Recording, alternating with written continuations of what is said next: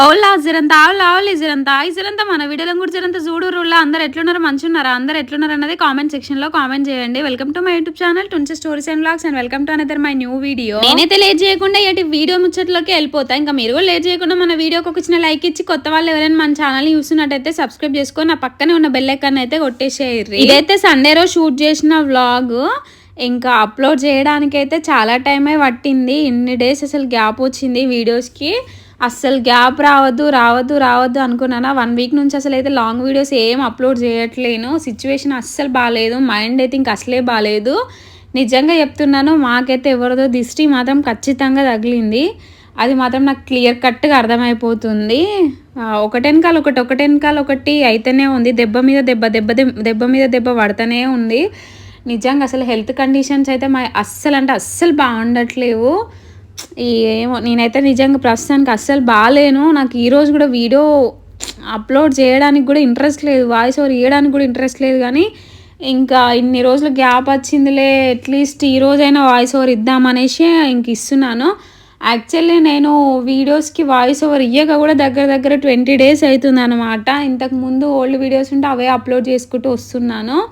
నిజంగా మైండ్ అయితే నాకు అస్సలు బాగాలేదులా. మాకు కూడా ఎప్పుడు మంచి రోజులు వస్తాయి ఏమో అని క్లియర్గా వెయిట్ చేయాల్సి వస్తుంది. ఇంకా సండే రోజు మార్నింగ్ అయితే ఇంకా నైట్ చేసిన పప్పు కర్రీ ఉండే అనమాట. ఇంకా దాంట్లోకి అయితే చపాతీ చేసుకుందామని అయితే నేను చపాతీ చేస్తుంటే మా బావనైతే చపాతీ కాలుస్తున్నాడు. యాక్చువల్లీ ఇంతకుముందు చపాతీ నేను కిచెన్ ఫ్లోర్ మీదనే ఇట్లా రాకుతా ఉంటే మా బావ పక్క నుండి కాల్చేవాడు. బట్ ఇప్పుడు నాకు అంతసేపు అక్కడ నిల్చోవడం రాకడం కష్టమైపోతుంది. అందుకే కూర్చొని ప్రశాంతంగా రాద్దాం అన్నట్టుగా కింద కూర్చొని ఈ మధ్య చపాతీ చేసినప్పుడు కింద కూర్చొని చేస్తున్నా. ఇంకా నా బిడ్డ చూడండి, నేను ఏదైనా స్టార్ట్ చేసిన అనుకోండి కిచెన్లో ఆగం చేయడానికి ఫస్ట్ ఉంటుంది. నేను చేస్తా అని చూడండి ఎట్లా పడుతుంది. కొంచెం చిన్న ముద్ద ఇస్తే వద్దంట, కంప్లీట్గా పెద్ద ముద్దలు కావాలంట. ఇంకా చూడండి అస్సలు వినలేదు. లాస్ట్కి ఇంకా కొంచెం పెద్ద ముద్ద ఇస్తే దాన్ని పట్టుకొని అయితే హాల్లోకి పోయి ఇంకా తన చపాతి తనైతే ఏదో రకంగా చేసుకుంటుంది. ఇంకా డిస్టర్బ్ కూడా చేయదన్నమాట. ఇంకా దాంతో తినేదాకా ఆడుకుంటూనే ఉంటుంది. కానీ తను అడిగినంత ఇవ్వాలి, మనము కొంచెం ఇవ్వద్దు. పోనీలే అన్నాడు ఇంకా మా బావ. నేను అస్సలు ఇవ్వను, నేను మొండిదాన్ని, ఆమె మొండిది. ఇంకా మా బావ ఇయ్యరా అదే ఆడుకొని అదే ఇంకా డిస్టర్బ్ చేయదు. కొంచెం ఎక్కువ ఇస్తే ఏమవుతుంది, పిండి వేస్ట్ అయితే వేస్ట్ కానీ ఆడుకొని పో అనేసి అంటే ఇంకా నేను కొంచెం ఎక్కువ ముద్దిస్తే ఇంకా హాల్లోకి పోయి తనైతే ఆడుకుంటుంది. నాదైతే రాకడం అన్నీ కంప్లీట్ అయిపోయింది. ఇంకా ఆయనది లాస్ట్ స్టేజ్కి వచ్చింది అనమాట, కాలవడము. అస్సలు ఆయిల్ యూజ్ చేయడం అయితే నాకేమో ఈ ప్రెగ్నెన్సీ స్టార్ట్ అయిన దగ్గర నుంచి చపాతీకి కొంచెమైనా ఆయిల్ యూజ్ చేయకపోతే అస్సలు తినాలనిపించట్లేదు. ఎందుకో చేదు అనిపిస్తుంది. బికాస్ నేను ఇంట్లో వాటితోటి నేనే గోధుమ పిండి పట్టిస్తాను కదా, ఇంట్లో ఇంగ్రీడియంట్స్ తోటి.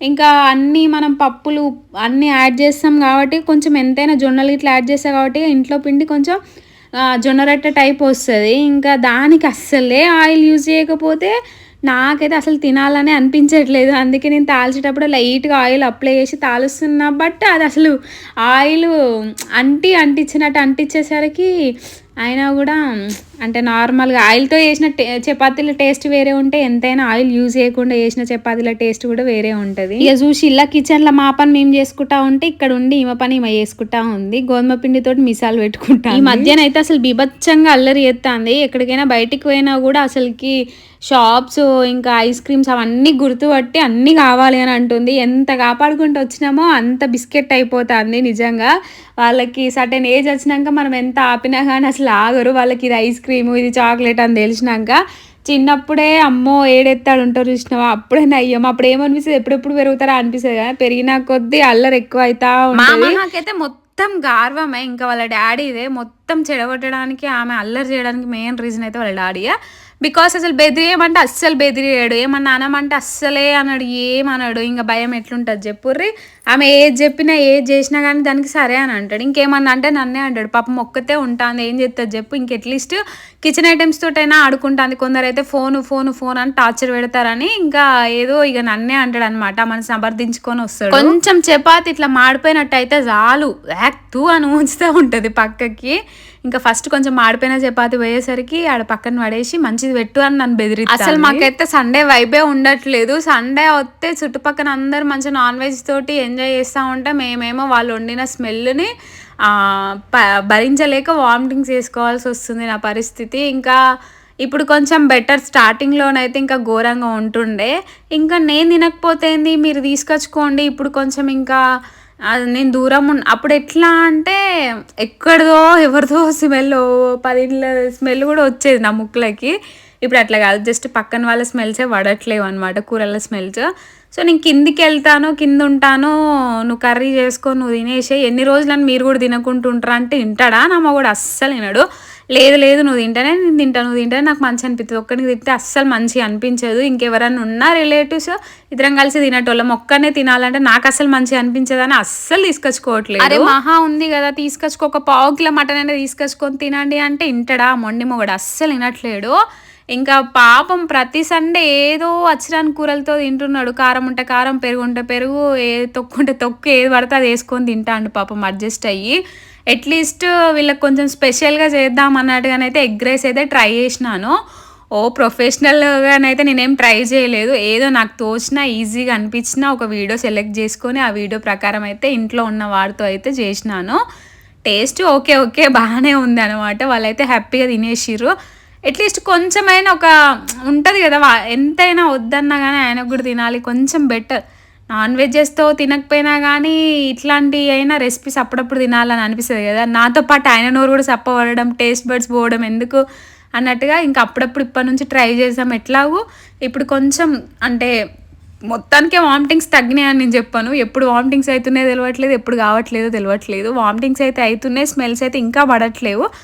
బట్ ఫస్ట్తో కంపేర్ చేస్తే ఇప్పుడు చాలా బెటరు, కొంచెం అయితే తగ్గినట్టు. ఇంకా ఆఫ్టర్నూన్ లంచ్ చేసినాకనైతే ఇంకా నైట్కి అయితే చిక్కుడుకాయ కర్రీ చేస్తున్నాను.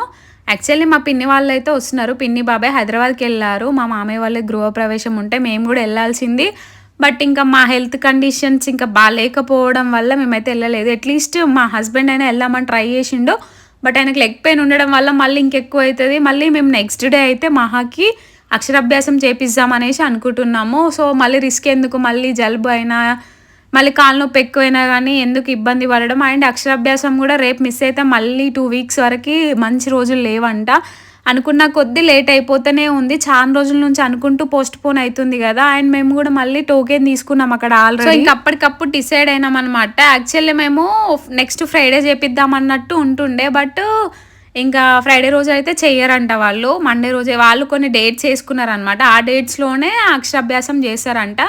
ఇంకా ఫైనల్గానైతే మండే రోజు అయితే ఫిక్స్ అయిపోయింది అనమాట. ఇంకా ఇప్పుడు బయటికి వెళ్ళి అయ్యగారు లిస్ట్ పంపించిండు, ఆ లిస్ట్లో ఉన్న సామాన్లన్నీ కొనుక్కొని అయితే రావాలి. ఇక బయటికి వెళ్ళొచ్చినాక వంట సెక్షన్ పెట్టుకోవాలంటే నాతోని కాదు. ఇంకా అప్పటికే ఆల్రెడీ 8 అవుతుంది. ఇంకా పిన్ని వాళ్ళు కూడా దగ్గరకు వచ్చిల్లంటే ఇంకా వాళ్ళకి ఆకలి అవుతుంది కదా, వాళ్ళు జర్నీ చేసి వచ్చి మళ్ళీ పిన్ని ఏం కూర వండుతుంది అన్నట్టుగా ఇంకా నేనే కూర వండుతాను. నార్మల్గా నేను ప్రెగ్నెన్సీ బిఫోర్ అట్లా నార్మల్ డేస్లోనైతే ఈ చిక్కుడుకాయ కూర బాగా తినేదాన్ని. నేను ఎందుకో ఫస్ట్ నుంచి వెజ్జెస్ అంత తినను, పచ్చళ్ళే తింటా.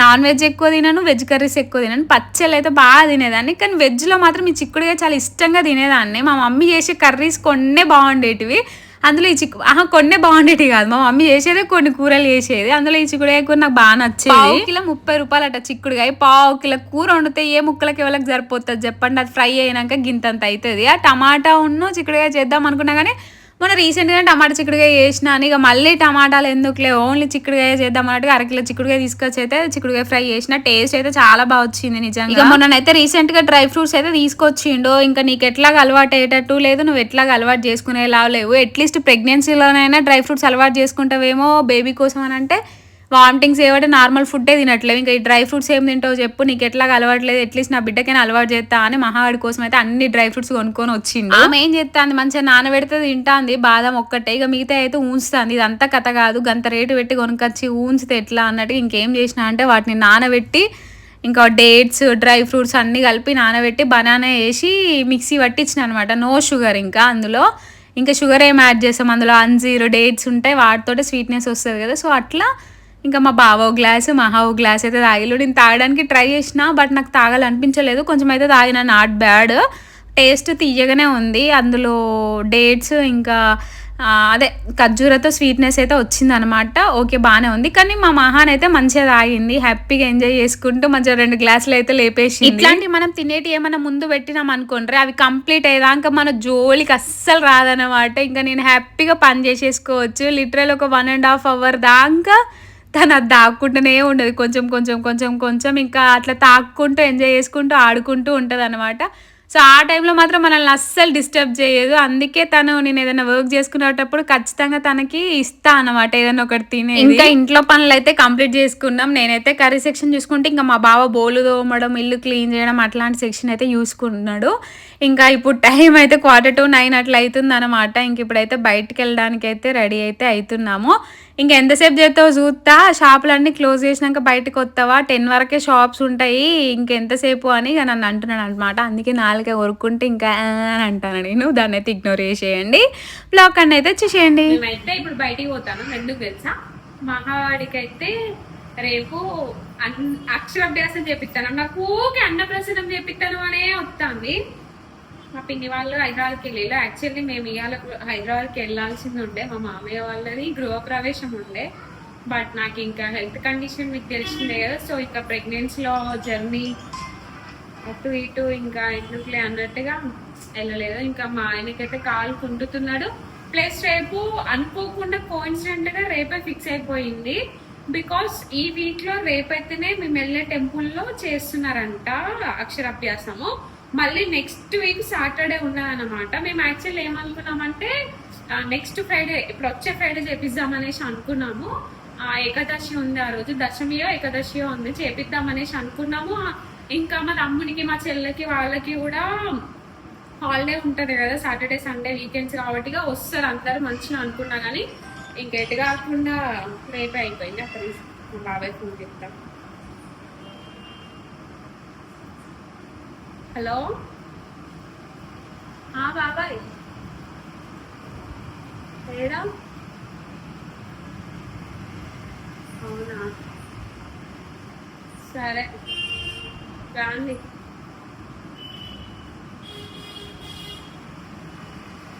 మా వాళ్ళు కూడా దగ్గరికి వచ్చిందంట. యాక్చువల్ వాళ్ళు రాకముందుకే బయటకు వెళ్ళి షాపింగ్ చేద్దాం అనేసి అనుకున్నాం. కానీ ఏడ మా పనంతా సాయంత్రం అయ్యింది. ఈరోజు నేను ఇంకా పొద్దున్న నుంచి తెచ్చాము ఫుల్ సిక్ అయిపోయినా. సో ఇంక ఇప్పుడైతే బయటికి వెళ్తున్నాము, రేపే చేపిస్తున్నాము. ఈ రోజుకి ఫిక్స్ అయిపోయినాము. అనుకోకుండా అటు వెళ్ళి అడిగిందంట, వాళ్ళు లీస్ట్ పంపించిళ్ళు. వాళ్ళు ఆల్రెడీ ఈ మంత్, నెక్స్ట్ మంత్, సెప్టెంబర్లో, అక్టోబర్లో అట్లా ఈ మంత్లో ఏ డేస్లో అక్షరాభ్యాసం చేస్తామన్నది వాళ్ళు ఆల్రెడీ ఒకటి లీస్ట్ చేసిండు అనమాట. సో మాకు అది పంపించింది. ఇంకా రేపే మేమైతే అనుకోకుండా ఫిక్స్ అయిపోయినాము. సో ఎవరికైనా యూజ్ అవుతుంది అన్నట్టుగా నేనైతే చెప్తున్నాను ఏమేమి కావాలంటే. బికాస్ నేను కూడా చాలా ఇబ్బంది పడ్డాను. నాలాగా తెలియని బిగినర్స్ ఉంటారు కదా, వాళ్ళకి మాత్రం యూజ్ అవుతుంది అన్నట్టుగా నాకు పంతులు గారు పంపించిన లీస్ట్ని మీతో షేర్ చేసుకుందాం అనిపించి చెప్తున్నాను. అక్షరాభ్యాస పూజకు కావాల్సిన సామాన్ల గురించి అయితే చెప్తాను. ఫస్ట్ మాకు చెప్పిన లీస్ట్ ఆయన ఏంటిదంటే, పసుపు కుంకుమ 50 గ్రాములు, గంధం 50 గ్రాములు, టవల్స్ కండువలు టవల్స్ 2 అంట, బియ్యము 2 kgs, తమలపాకులు 10, పోకవక్కలు 5, ఖర్జూరాలు 5, అరటి పండ్లు 6, కొబ్బరికాయ 1. ఇంకా మనం అక్కడ ఎక్కడైనా కొట్టుకోవాలి కొబ్బరికాయలు అంటే అది మన ఇష్టం, మనం ఎన్నైనా కొట్టుకోవచ్చు. ఇది జస్ట్ సరస్వతి పూజకు సంబంధించింది మాత్రమే అనమాట. పూలమాల 1, విడి పువ్వులు కొన్ని, నువ్వుల నూనె 500 grams, మట్టి ప్రమిదలు 2 ప్లస్ వత్తులు, అగరవత్తులు 1 ప్యాకెట్, హారతి కర్పూరం 1 ప్యాకెట్, అమ్మవారికి వస్త్రములు, ప్రసాదములు, పలక ప్లస్ బల్పము 1, అగ్గిపెట్ట 1. పూజలో కూర్చునే భక్తులు తప్పనిసరిగా సాంప్రదాయ వస్త్రాలు ధరించాలి. పురుషులు పంచె కట్టుకోవాలి, కండువ వేసుకోవాలి, స్త్రీలు ఖచ్చితంగా చీర కట్టుకోవాలి అని ఉంది. ఇంకా ప్రసాదము పవిత్రంగా ఇంటి వద్ద తయారు చేసి పూజాంతరం పీఠంలో భక్తులకు పంచడం చాలా మంచిది. అమ్మవారికి వస్త్రములు మంచివి మాత్రమే సమర్పించవలరు. మీరు ధరించగలిగినవి ధరించేటి కాకుండా కొత్త బట్టలు సమర్పించాలి అన్నట్టుగా ఈ లీస్ట్ లోనైతే ఉన్నదన్నమాట. సో మీకు ఎవరికైనా యూజ్ అవుతుంది అన్నట్టుగా నేను అయితే చెప్తున్నాను. ఇప్పుడు మేము బయటకు వెళ్ళి లీస్ట్ లో ఉండే అన్ని కొనుక రావాలి. ఇంకా నార్మల్ గా కొద్దిమంది ఇవన్నీ ఏం ఫాలో అవ్వరు, బట్ మేము చేపించేది ఏదో మంచిగా చేపిస్తాము. యాక్చువల్లీ మేము బాసరాకి వెళ్దాము, ఇంకా వర్గల్ అంట సిద్దిపేట దగ్గర ఉంటుందంట, అట్లీస్ట్ ఆడికైనా వెళ్దామని మా బావ నన్ను అడిగిండు. నాకు నార్మల్ డేస్ లోనే జర్నీస్ చేస్తే బస్సు అట్లా పడదు, కార్ కానీ బస్ కానీ వామిటింగ్స్ అయిపోతే. సో ఇంకా ఆల్రెడీ ఇప్పుడు వామిటింగ్స్, హెల్త్ బాగాలేదు, ఇంకా ప్రెగ్నెన్సీలో అంత దూరం జర్నీ వద్దు అని నేనే చెప్పినాను. ఎట్లాగే ఇప్పుడు మళ్ళీ కన్సీవ్, మళ్ళీ ఎవరో ఒకరు పుడతారు, సో ఇద్దరు పుట్టినాక మళ్ళీ బాసర్లో చేపించచ్చు, వెళ్ళొచ్చులే అని ఇంకా నేనే మా ఆయనని కన్విన్స్ చేసిన. పాపం ఆయనకైతే బాస్టర్కి వెళ్ళాలి లేదా వర్గల్కి వెళ్ళాలని బాగా ఉంటుండే. కానీ ఏం చేస్తాం, మన సిచ్యువేషన్ కూడా డిమాండ్ చేయాలి అండ్ మన పరిస్థితులను కూడా మనం ఆలోచించుకోవాలి కదా. ఎక్కడైనా కానీ సరస్వతి మాతనే. సో ఇక్కడ మన వరంగల్లో కూడా మంచి పెద్ద సరస్వతి టెంపుల్ ఉంది, ఇక్కడ కూడా బాగా చేస్తారంట. సో ఇంకా మన హెల్త్ కండిషన్, మన పొజిషన్స్ అన్ని చూసుకొని మేమైతే ఇక్కడే ఇంకా చేపించుకుంటున్నాం అనమాట. ఇప్పటికే చాలా లేట్ అయిపోయింది, ఎప్పుడో చేపించాల్సింది.